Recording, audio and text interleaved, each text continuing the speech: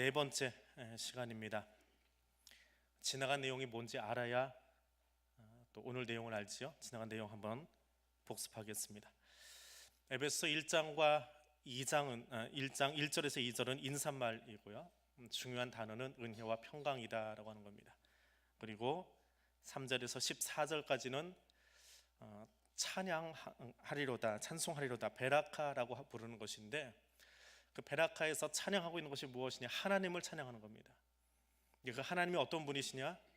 세 개로 나눠서 말씀드렸죠. 첫째는 예정하시고 선택해 주신 성부 하나님을 찬양하는 것.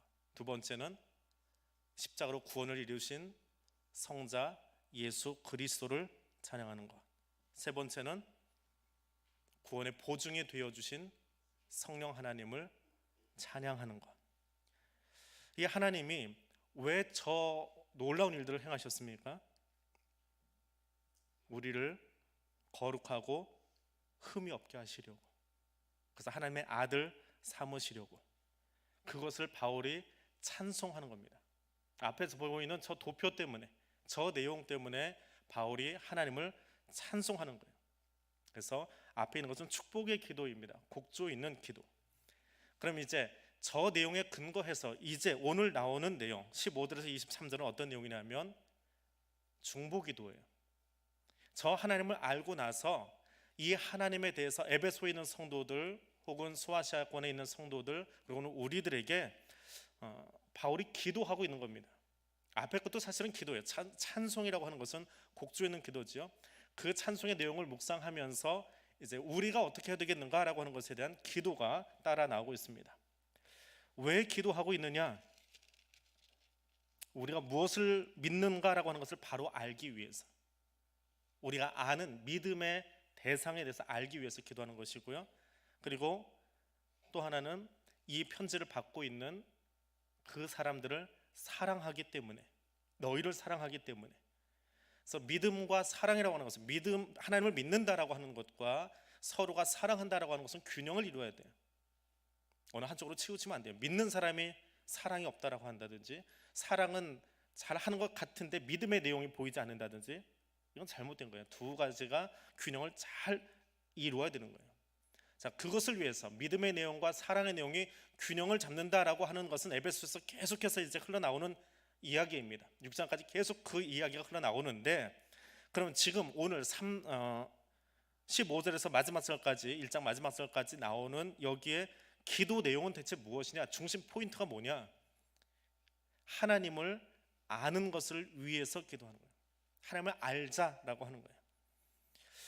하나님이 일하신다라고 하는 것을 알고 나면, 하나님이 일하시는 것, 앞에 나왔던 그 도표에 그것을 알고 나면 우리에게 어떤 일이 생기느냐? 18절과 19절 한번 같이 읽겠습니다. 너희 마음의 눈을 밝히사 그의 부르심의 소망이 무엇이며 성도 안에서 그 기업의 영광의 풍성함이 무엇이며 그의 힘의 위력으로 역사하심을 따라 믿는 우리에게 베푸신 능력의 지극히 크심이 어떠한 것을 너희로 알게 하시기를 구하노라. 이거 알라는 거예요. 이것을 위해서 지금 기도하고 있는 겁니다. 줄여서 얘기하면 하나님의 부르심이 무엇인지, 그리고 하나님의 결국에는 우리를 부르셔서 저와 여러분이 주기 원하시는 그 기업이 무엇인지, 그리고 그것을 갖게 하기 위해서 하나님이 어떤 방법으로, 어떤 능력으로 일하신지, 그 세 가지예요. 이 말이 길어서 이 에베소에 나오는 헬라어 자체가 좀 복잡해요, 문법 자체가. 그래서 이 세 가지를 놓고 기도하고 있는 거예요. 첫 번째 겁니다. 기도하는데 부르심에 관한 내용입니다. 성삼위 하나님에 대한 이해를 가져왔지요. 찬송했습니다. 그러면 그 하나님이 대체 어떤 일을 하시느냐? 하나님이 우리를 부르셨다라고 하는 거예요. 어떻게 보면 저 부르심이라고 하는 저 단어는 앞에 나오는 예정하고 선택해 주신 성부 하나님과 같은 맥락이에요. 하나님을 찬송하고 나서 그 다음에 다시 하나님 우리를 부르신다라고 하는 내용이 무엇인지를 분명하게 알아야 되겠다라고 하는 겁니다. 왜 부르셨냐라고 하는 거죠. 우리를 왜 부르셨습니까? 우리가 늘 하는 말이 있죠. 뭐 예쁘지도 않고 잘나지도 않고 가진 것도 없는데 우리를 부르셨다. 그런 이유에 관한 내용이고, 그러면 우리를 왜 부르셨냐고요. 왜 예정하셨고 왜 선택해 주셨냐라고 하는 거예요. 그리스도와 더불어서 교제하게 하시려고 우리를 부르셨어요. 그런데 문제는 그리스도와 교제하게 하려고 우리를 부르셨는데 우리는 그리스도와 교제할 수가 없어요. 왜? 죄인이 하나님 앞에 서면 죽거든요. 죄인은 하나님 앞에 설 수도 없어요. 근데 어떻게 교제를 합니까? 죄인은 하나님 앞에 서면 소멸되는데요. 그래서 예수 그리스도의 역사가 필요한 거예요. 그래서 예수의 십자가 사건이 필요한 거예요. 우리를 부르셔서 하나님 자녀 삼으시는데 그냥은 불러내질 못해요. 죄인이기 때문에. 그렇게 불러냈다가는 죽기 때문에, 하나님 앞에서 다 태워 버림을 당하기 때문에, 그래서 예수 그리스도의 사역이, 십자가의 은혜가 필요한 거예요. 그래서 십자가의 피 흘리심으로 우리를 용서하신 뒤에 거룩하게 구별해서 우리를 하나님 자녀로 부르셨어요. 그렇게 부르신 다음에는 한 사람 한 사람이 거룩해졌지만 더불어서 하나님 안에서 자유한 사람으로 살아가게 하시려고 부르신 거예요. 자유한 백성.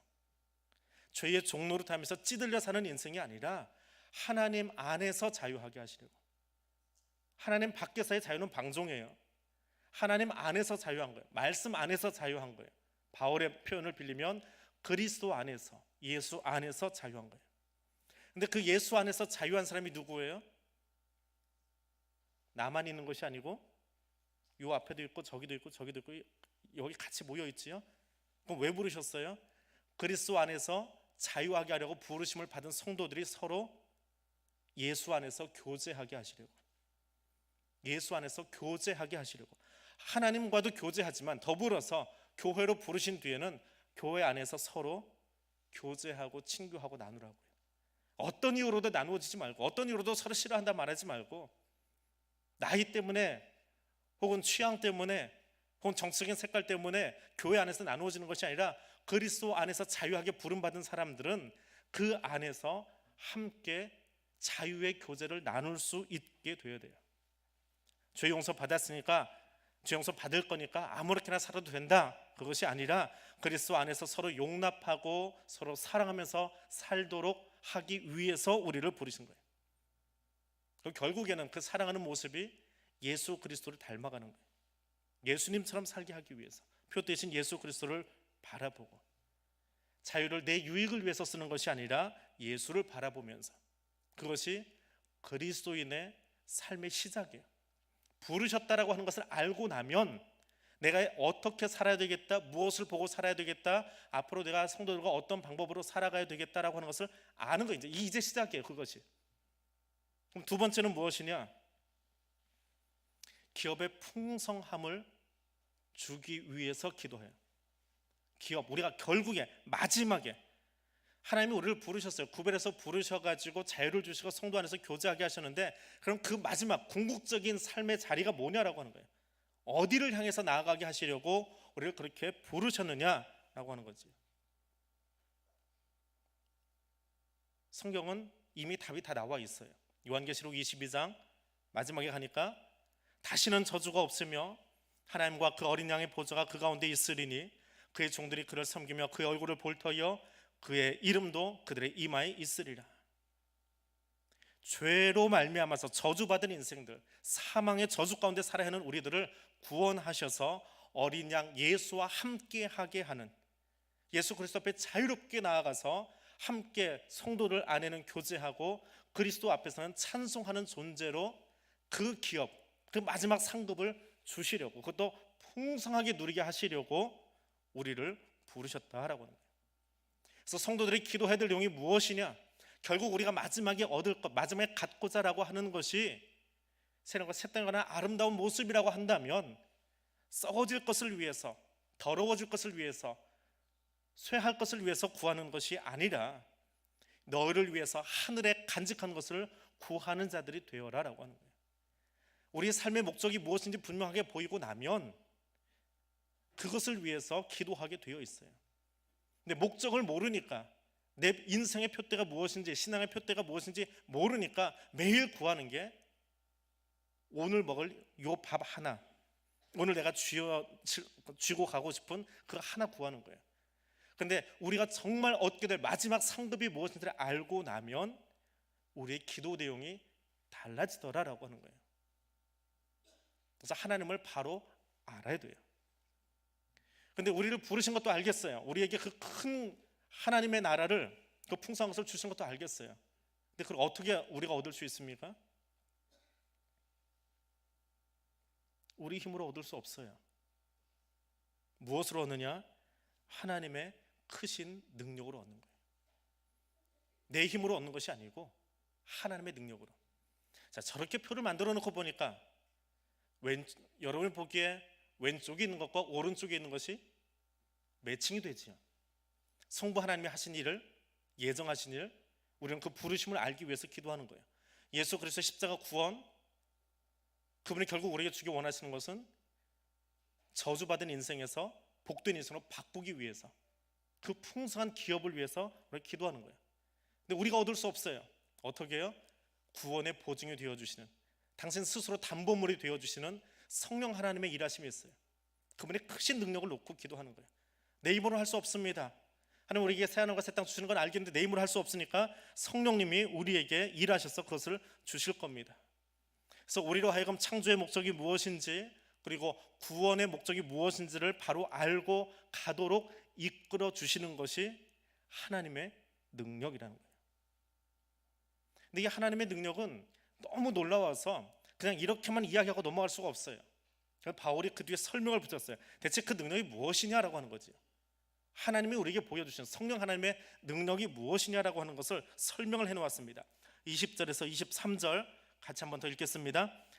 그의 능력이 그리스도 안에서 역사하사 죽은 자들 가운데서 다시 살리시고 하늘에서 자기의 오른편에 앉히사 모든 통치와 권세와 능력과 주권과 이 세상뿐 아니라 오는 세상에 일컫는 모든 이름 위에 뛰어나게 하시고 또 만물을 그의 발 아래에 복종하게 하시고 그를 만물 위에 교회로 머리로 삼으셨느니라. 교회는 그의 몸이니 만물 안에서 만물을 충만하게 하시는 이의 충만함이니라. 자, 여기 성령님의 능력, 하나님의 능력이 나오는데 크게 세 가지입니다. 하나는 제일 큰 거예요. 그리스도를 죽은 자 가운데서 살리신 능력. 죽음을 이기시고 생명을 수여하시는 능력, 부활하게 하시는 능력, 우리에게 생명 주시는 능력이에요. 불로초를 먹으면 혹은 건강보조식품 열심히 먹으면, 병원 잘 다니면, 매년 건강검진 잘 받으면 영원히 살 수 있습니까? 우리의 노력으로는 영원히 살 수 없어요. 영원히 살 수 있는 방법 하나밖에 없어요. 그리스도께서 십자가에서 죽으심으로 우리에게, 저와 여러분에게 영원한 생명을 주시는 거예요. 오직 그분의 능력으로 우리는 영원히 살 수 있는 거예요. 우리의 능력으로는 살 수 없어요. 아무리 노력해도 80년, 90년 살면 떠나게 되어 있는 것이 이 땅의 우리의 생명의 모습이에요. 그리스도께서 우리를 부활시켜 주실 거예요. 하나님이 그리스도를 죽은 자 가운데서 부활하게 하신 것처럼. 그리고 그 그리스도를 하나님 오른편에 앉히셨어요. 누가 노력해서 하나님 보좌 우편으로 갈 수 있습니까? 하나님이 그리스도를 보좌 우편에 앉히셨어요. 그리고 모든 것보다, 이 땅에는 모든 것, 20절과 21절에 나오는 이 땅의 모든 통치자들, 모든 권세들, 모든 능력들, 모든 주권들, 지나갔던 세상이나 앞으로 올 모든 세상 가운데 있는 모든 것들 위에 예수 그리스도가 있게 하셨어요. 그것도 하나님이 하신 일이에요. 하나님이 예수 그리스도를 거기에 올리셨어요. 그리고 이것이 무엇인지를 우리에게 보여주세요. 어떻게? 무엇을 통해서? 교회를 통해서요. 교회를 통해서 하나님이 하시는 일이 보여져요. 그러니까 교회가 무엇인지는 저 뒤에 가면 다시 더 교회로는 자세하게 나오지만 오늘 여기 나오는 말씀은 그거예요. 만물을 그 발 앞에 복종시킨 것과 같이 예수를 교회의 머리 되게 하셨어요. 예수가 교회의 머리이면 교회는 뭐예요? 그리스도의 몸이에요. 머리와 몸은 떨어질 수 없어요. 그리스도께서 교회의 머리 되심으로 거기만 머물러 있는 것이 아니라, 사람은 머리가 여기만 있죠. 여기까지는 못 내려가죠. 그런데 그 머리 되심으로 자신이 가진 모든 것으로 교회, 몸된 교회를 가득히 채워가세요. 충만하게 하세요. 충만하게 하시는데 때로는 교회가 없으면 자신이 빈 것처럼 생각하세요. 그래서 늘 교회와 함께 하세요. 아침 한 7시가 되면 저희 가족들이 다 밖으로 나가요. 공부하러 나가고 일하러 나가고 싹 나가요. 출근하기 직전에 집이 텅 빈 것 같아요. 근데 비어 있나요? 그냥 가족이 없으니까 뭔가 휑한 느낌이 드는 거지요. 마찬가지예요. 그리스도께서 교회를 바라보는데 교회 안에 하나님의 백성들이 함께 자유하고 사랑하고 용납하고 그 모습이 교회 안에 없으면 하나님은 교회를 바라보시면서 빈 것처럼 여기는 거예요. 그래서 하나님이 교회 안에 충만하시지만 더불어서 그 안에 성도들이 하나님이 주시는 메시지를 가지고 하나님이 가진 말씀을 가지고 같이 하나 될 때 결국 머리이신 예수 그리스도와 성도가 교회 안에서 충만하게 되어진다라고 하는 그 표현이에요.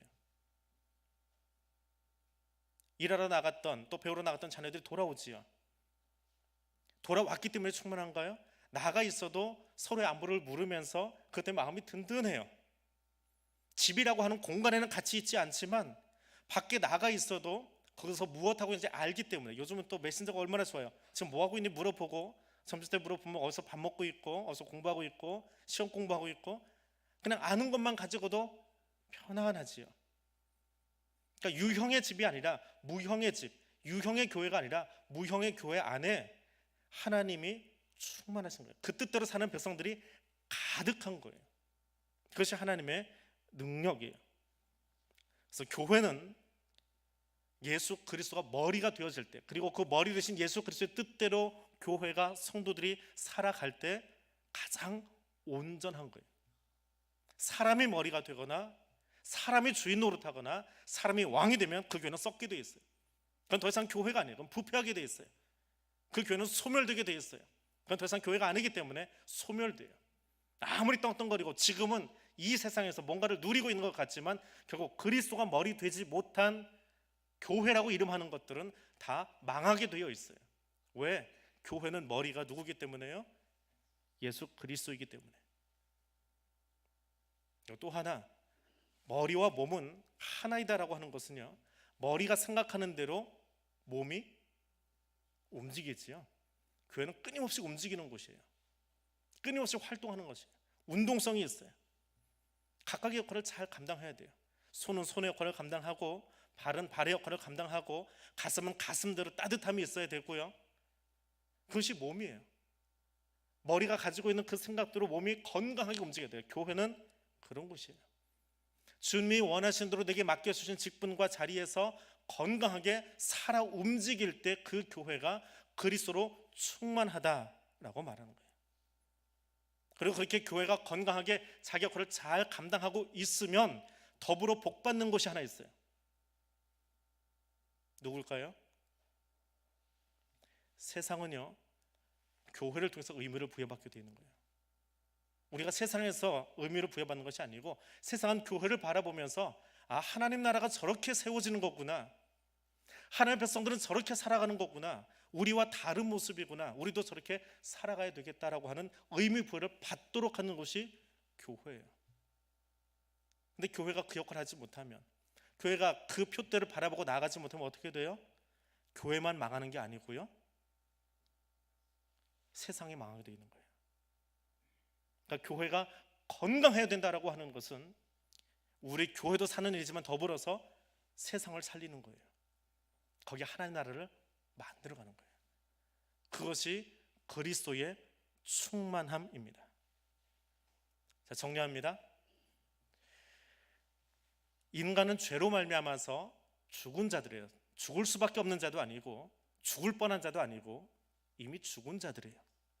죽음을 피할 수 없어요. 그리고 우리 스스로는 극복할 수 없어요. 그런데 하나님이 은혜와 사랑 안에서 그 죽었던 인간들, 죽었던 인류를 살리고 싶어요. 자기 백성 삼고 싶어요. 그리고 하나님과 더불어서 함께 기쁨에 춤을 추고 싶으세요. 그래서 어떻게 해요? 세상을 만들기 전부터 이미 예정하셨어요. 이미 누군가를 선택하셨어요. 그와 춤추고 싶어서 선택했는데 그 죄인이 하나님 앞에 오면 죽어요. 그래서 어떻게 해요? 예수 그리스도를 통해서 십자가의 은혜로 우리를 구원해 주셨어요. 그리고 결국에는 어떻게? 요한계시록에 나오는 그 아름다운 땅에 우리가 함께 설 수 있도록 만들어 가세요. 어떻게 해요? 우리가 열심히 하면 될까요? 열심히 뭔가 배우면 될까요? 그것도 필요해요. 그런데 성령의 도우심이, 성령의 일하심이 필요해요. 바울이 기도하는 내용은 무엇이냐? 저 위에 있는 내용을 띄워놓으세요. 저 위에 있는 내용을 알자라고 하는 거예요. 그걸 위해서 기도하는 거예요. 교회를 왜 다니는지, 우리가 왜 사는지 모르면 교회를 NGO 단체처럼 사용해요. 봉사단체처럼 사용해요. 내가 뭔가 열심히 하면 될 것 같이 착각하고 살아요. 아니요, 우리가 정말 힘써 알아야 돼요. 하나님이 누구신지, 왜 일하시는지, 우리에게 무엇을 선물로 주려고 하시는지 알아야 돼요. 적당히 알아서는 안 돼요. 머리가 텅 비어서는 신앙생활 바로 할 수 없어요. 열심히 배우고 열심히 지적인 걸 쌓아가야 돼요. 그게 빠져나가면 안 돼요. 열심히 알아야 돼요. 그리고 결국에는 그렇게 알아감으로 말미암아서 어떤 사람이 되게 하시려고요? 예수 안에서 강건한 사람 되게 하시려고요. 그게 에베소서 마지막이에요. 6장 10절에 나오는 말씀이에요. 주 안에서 강건하여지고. 에베소서에 긴 말씀을 주시면서 하나님의 일하심과 인간의 모습과 교회의 모습을 알려주시면서 결국 우리에게 원하시는 것은 무엇이냐? 하나님을 열심히 알고 그리고 하나님 안에서 강건한 백성으로 살아가라라고 하는 거예요. 하나님의 부르심이 무엇인지, 왜 우리에게 이 기업을 주시려고 하는지, 이것을 해서 하나님이 무엇 하시는지 바로 알 수 있도록 기도하시기를 바랍니다. 다른 것 구하지 마시고요. 하나님이 나를 지금 무엇 하는지 알게 해주세요. 좀 제대로 배우게 해주세요. 제대로 깨닫게 해주세요. 그럼 기도에 힘이 생겨요. 왜? 내가 하는 것이 아니라 성령님이 나를 위해서 일하시거든요. 하나님이 나를 위해서 일하시거든요. 내가 열심히 해가지고 무엇이 되는 것이 아니라 그분이 내게 담보물 되셔서 더 좋은 것 주시려고 지금 일하고 계시거든요. 알고 나면 얼마나 기도가 힘이 생겨요. 줄지 안 줄지 몰라가지고 나도 좀 주세요 그러고 비는 기도가 아니라 하나님이 주시고 싶어서 이미 창세전부터 예정하신 건데 그 하나님이 일하시면 알고 나니까 얼마나 당당해서요. 기왕의 하나님 자녀로 살려면, 기왕의 그리스도인으로 살려면 좀 당당하게 사시라고요. 비굴하게 살지 말고 이것도 주실래요 저것도 주실래요 하지 말고요, 당당하게 구하시라고요. 왜? 그분은 이미 주시려고 작정하셨으니까요. 우리가 일하기도 전에 이미 성령 하나님 통해서 우리에게 옆에 오셔서 일하고 계시니까요. 그래서 결국 우리에게 주시는 메시지잖아요. 너희가 주 안에서와 그 힘의 능력으로 강건하여지고, 6장 10절의 말씀이에요. 너희가 주 안에서 하나님의 힘의 능력으로 강건한 사람 되기를 원한다. 하나님 교회가 건강하고 성도들이 건강하고 우리 삶이 건강하기를 원하시는 분이에요. 아파서 빌빌대고 넘어지고 하나님한테 구하면서도 자기 아버지가 아닌 것처럼 어서 어두운 자식처럼 그렇게 기죽어가지고 이거 주실래나 말래나 그런 기도하는 거 원치 않으세요. 안 주실 때는 이유가 있잖아요. 우리 아이들이 부모님한테 이것 좀 주세요라고 하는데 지금은 아닌 것 같아요. 연초에 작은 아이하고 용돈 협상을 했어요. 대학을 가니까 용돈 얼마나 줄까? 그런 슬쩍 말을 흘렸어요. 그때 애가 긴장을 해요. 이거 가지고는 도무지 살 수가 없을 것 같은가 봐요. 갑자기 막 알바를 알아보고 막 돌아다니기 시작해요. 아무 소리 안 했어요. 속에는 딴 생각이 있었어요. 3월 학기 시작하면 요 정도는 줘야 지가 그래도 왔다 갔다 하고 친구도 만나고 해야 되겠다 하는데 연초에 한번 나도 봤어요. 어떻게 하나 보려고. 자기 나름대로 고민도 하고 더 요청하기는 뭐 하고 그러면서 지나가더라고요. 하나님은 우리에게 적당한 때 주시려고 준비하고 계세요. 아이가 마치 제 속을 모르고 지난 한 1, 2월 고민하면서 자기 딴에 어떻게 생활을 할까, 아빠가 요만큼 주신다고 했는데 이거 가지고 어떻게 살까 그냥 다 짜보고 있더라고요. 우리도 똑같아요. 하나님이 이미 주시려고 작정했는데 몰라요. 언제 어떤 방법으로 줄지 몰라요. 그래서 구하는 거예요. 지혜도 구하고 말씀의 능력도 구하고 구하는 거예요.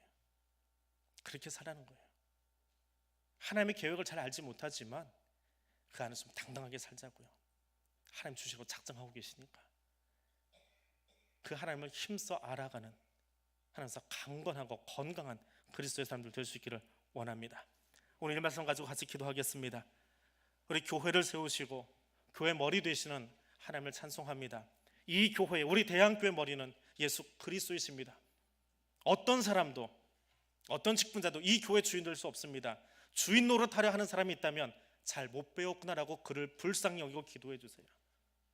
교회 주인은 예수 그리스도십니다. 그 머리신 예수 그리스도 안에서 내가 생활하겠습니다. 그리고 그 머리신 하나님을 온전하게 경배하는 예배자가 되기를 원합니다. 그런 우리 교회 되기를 원합니다. 우리 교회를 위해서 우리 함께 기도하기를 원합니다. 기도하겠습니다.